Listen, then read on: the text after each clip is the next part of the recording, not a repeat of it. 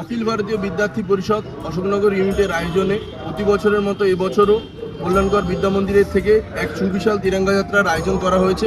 উক্ত কার্যক্রমে অশোকনগরের সকল ব্যক্তিদের আমন্ত্রণ রইল।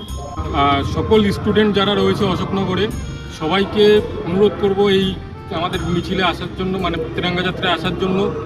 এবং অশোকনগরের যত নাগরিক রয়েছে, দেশপ্রেমী যারা রয়েছে, সবাই আসুন, অংশগ্রহণ করুন, তিরঙ্গা যাত্রাকে আরও আরও আগিয়ে নিয়ে যান।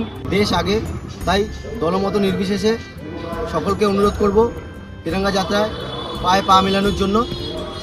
15ই আগস্ট সকাল 10টায় কল্যাণগড় বিদ্যা মন্দিরের সামনে থেকে আমাদের এই তিরঙ্গা যাত্রা শুরু হবে। সকলকে আমন্ত্রণ রইল। 2018-19 সাল থেকে যে তিরঙ্গা র্যালি কন্টিনিউভাবে চলে এসছে, করোনা, লকডাউন বা কোনো রকম ভোট পরবর্তী হিংসাতেও যে তিরঙ্গা র্যালি থেমে থাকেনি।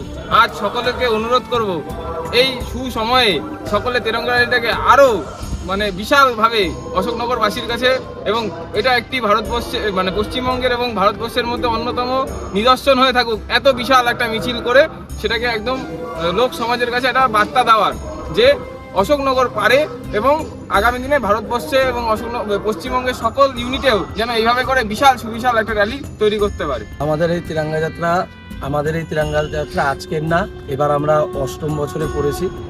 আমরা চাইব সমস্ত রাষ্ট্রবাদী এবং দেশত্ববোধক চিন্তনের মানুষজন যারা আমরা আছি, তারা সবাই আসবো দলমত নির্বিশেষে।